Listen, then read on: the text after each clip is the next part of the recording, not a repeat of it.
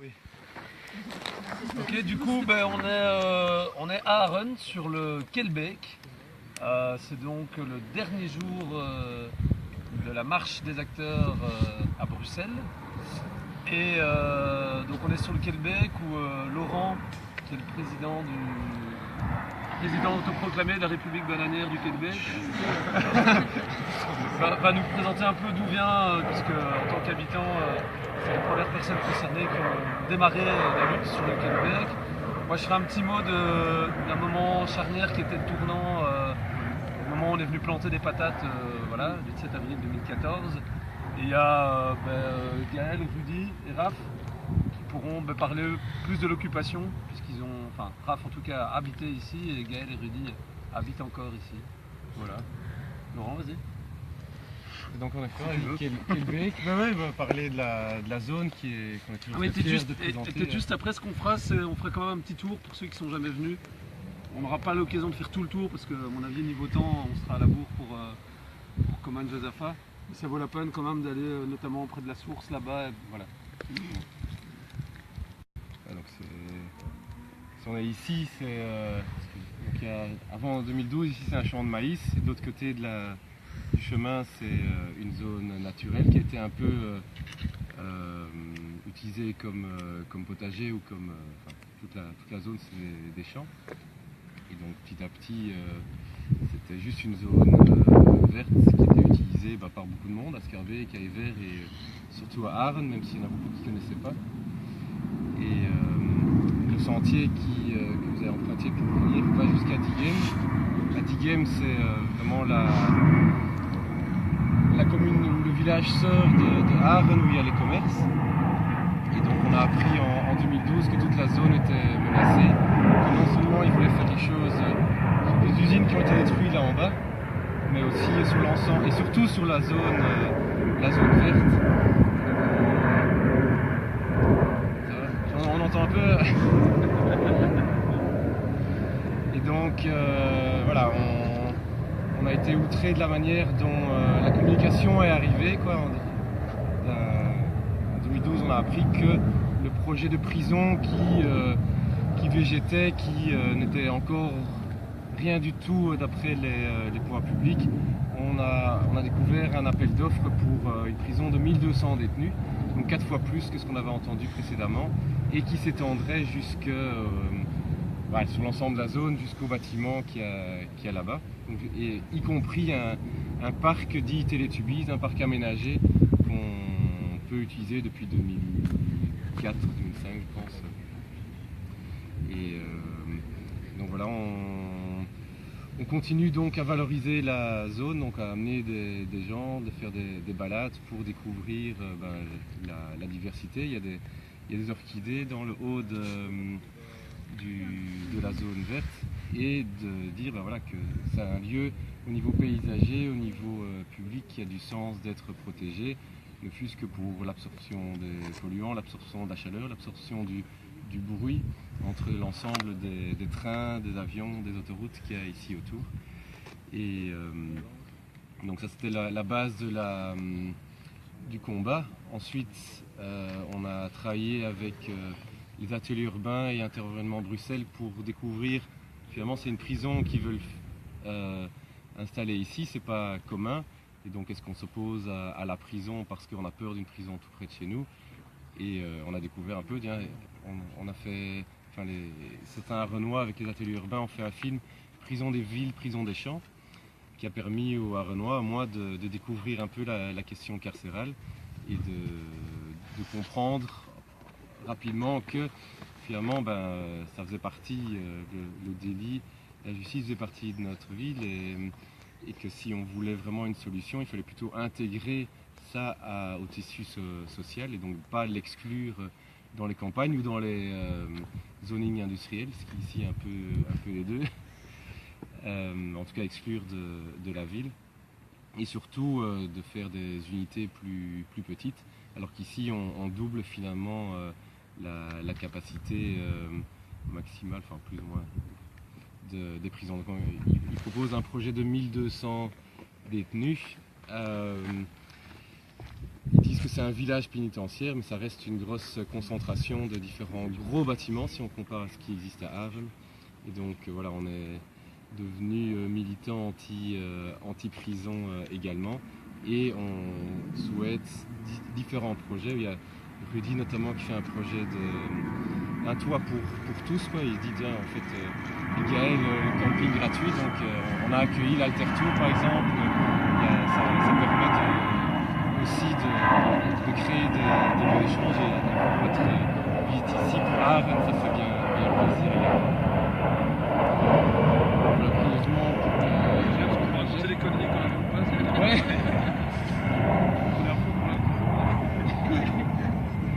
Non, mais donc, ouais, justement par rapport à ça, il y a eu beaucoup de débats. Donc nous, au départ, on se disait, laissez Aaren vivre et donc garder un parc, quoi, qu'on ne soit pas encaqué entre l'OTAN, Infrabel, la STIB et une méga prison, qu'on puisse aussi avoir un espace vert.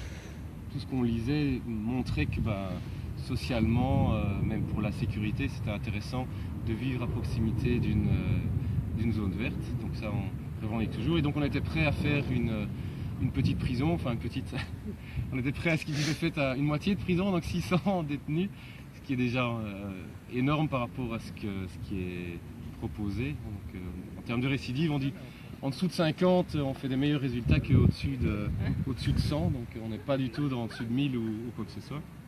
Il y a des limites entre 300 et 500, il y a des gens qui placent des limites. Et donc ici ça a évolué, donc on s'est dit non, le lieu est très mal placé pour faire une prison tout court, pour la fonction prison. Et après il faut résoudre les problèmes en tant que tel. Donc on veut faire un lieu de cross, ça pourrait déjà être plus positif pour les gens que... C'est chouette là, c'est un mec qui s'est évadé. Il y en a qui ont vécu, qui l'ont dormi. Donc heureusement qu'il y a des arbres pour atténuer un peu le bruit. C'est pire dans le village. Sauf qu'on peut fermer nos fenêtres. Enfin voilà, je sais pas si je m'étends sur d'autres sujets ou je laisse la parole à d'autres personnes. Peut-être juste ça, ouais. Donc ça c'était la situation jusqu'avant 2014. Oui. Donc, ouais. Peut-être dire c'était qui était dans l'opposition au projet, quoi. Il y avait, par qui vous étiez soutenu, je parle des habitants là. On a fait assez vite une réunion mobilisée et à la fin de la première réunion, les gens ils disent on vote pour savoir qui est contre la prison. Et donc l'ensemble est contre la prison mais avec des arguments différents, divers. Il y en a aussi qui ont peur des évasions, etc. Mais bon, voilà, c'est toujours difficile de... Il y a un bateau qui va passer là. Ouais. Là on les entend pas mais... Le canal n'est pas très loin. C'est une plateforme multimodale. Moi, je voulais proposer de faire un port en eau profonde ici à la place. C'est vrai que les voisins de Diegem, on a vu le bourgmestre, etc. Donc c'est toujours un peu compliqué. On voit qu'il y a des négociations pour Uplay, soit pour les autres gros projets, plutôt des tractations. Et donc à une mobilisation difficile même des acteurs politiques. Mais voilà, on a commencé à travailler avec Bral et Interenvironnement Bruxelles surtout. Salut. Et il y a eu un colloque sur les prisons et là on s'est rendu compte que les magistrats, certains avocats étaient aussi contre. Enfin, en fait j'oublie parce que même avant, les premières personnes qu'on a rencontrées hors Aaren, c'est des dames du village qui disaient à Anderlecht on a vu des affiches non à la méga prison. Et donc on a regardé comment c'était signé, on a contacté les personnes et donc c'était les personnes qui travaillaient avec la cavale et on a fait quelques rencontres avec ces personnes donc qui sont plutôt du mouvement anarchiste et qui avaient envie justement de repenser non seulement la nature ou la prison mais vraiment l'ensemble du fonctionnement de la société. Donc ça a été en fonction des personnes, ça a eu pas mal d'écho. Et ça a permis aussi de faire une continuité avec l'occupation ici, où là aussi un peu de toutes les envies, toutes toutes les idéologies éventuellement pouvaient se rencontrer de manière constructive ou pas. En tout cas, il y avait certainement des débats pour avancer la chose. C'est vrai que du coup, enfin, on a parlé de la petite prison ou pas de prison du tout. Voilà, c'est le problème permanent de savoir, tiens, voilà, quelles sont les petites étapes, est-ce qu'il faut tout de suite faire table rase et construire les choses, ou est-ce qu'on est prêt à faire des compromis, et entre ce que j'appellerais personnes qui sont prêts à discuter d'un futur différent, c'est pas toujours facile de se mettre d'accord sur quel est le premier pas. Ça faisait partie aussi, mais là c'est peut-être plus aussi aux personnes qui vivaient ici, comme... Il y avait une question tout à l'heure, on est en train de marcher, quelqu'un me demandait quelles entités sont contre la prison, parce qu'il y a quand même, il n'y a pas que les habitants de Arnhem. Donc on a parlé des magistrats. Aujourd'hui en fait on est en plein dans les recours en justice contre le projet qui est dénoncé par beaucoup de politiques aussi, mais chaque fois ils disent ben voilà, ça a été décidé avant, donc on continue. À peu près tous les partis se sont montés à un moment contre. Et pour le moment c'est souvent plus ceux qui sont dans l'opposition, donc voilà. Après, donc, il y a le syndicat des magistrats qui est très, très actif et qui dénonce depuis très longtemps le projet.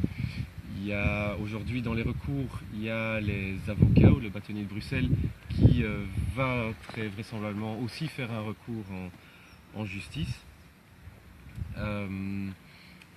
Donc on a dit des groupements anarchistes. On a fait une plateforme contre le désastre carcéral qui demande l'arrêt du projet de Arnhem, la fermeture de forêts et la rénovation éventuellement s'il faut une alternative, mais en tout cas pas augmenter la capacité d'enfermement de la Belgique. Dans cette plateforme, donc, il y a l'Observatoire international des prisons, il y a la Ligue des droits de l'homme francophone, il y a l'intervention de Bruxelles, dans les fondateurs, Bruxelles laïque, voilà, qui est très actif aussi, le début des haricots, parce que comme c'est le non-construction, donc il y a vraiment moyen de valoriser ce terrain de manière autre que de couler beaucoup de béton. Et après, voilà, ça c'est plus ou moins les fondateurs, j'en oublie peut-être un ou deux.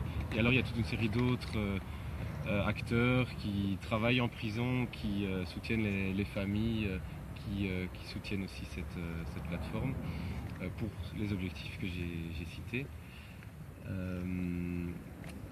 Voilà, on n'arrive pas trop à mobiliser les syndicats, alors que je pense qu'il y en a beaucoup, mais donc c'est toujours c'est comme les partis politiques, c'est toujours dans une logique de stratégie. Tiens, est-ce qu'on veut se mouiller?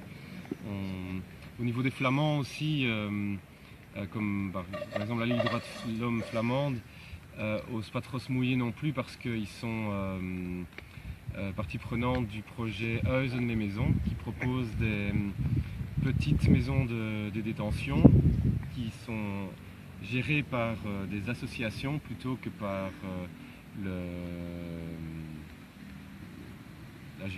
truc de justice, le ministère de la Justice. C'est un projet qui est soutenu par le ministre de la Justice. Donc le ministre de la Justice fait à la fois une construction de plusieurs prisons, quoi, donc, et méga prisons, et il y a un projet de 200 places uniquement. Enfin, je veux dire, c'est déjà trop pour emprisonner, mais c'est déjà 200 places. Et il dit ouais, on fait que ça parce que ça n'a pas encore prouvé que ça marchait. Et nous on dit ouais, mais les plus de 2000 places qui sont en construction, ça a prouvé que ça ne marchait pas, quoi. Et c'est dénoncé par l'ensemble de la société. Il y a juste les politiciens qui n'osent pas lancer le débat parce que tout le monde va dire bah, ces gens ils ont fait quelque chose de mal donc il faut les punir, etc.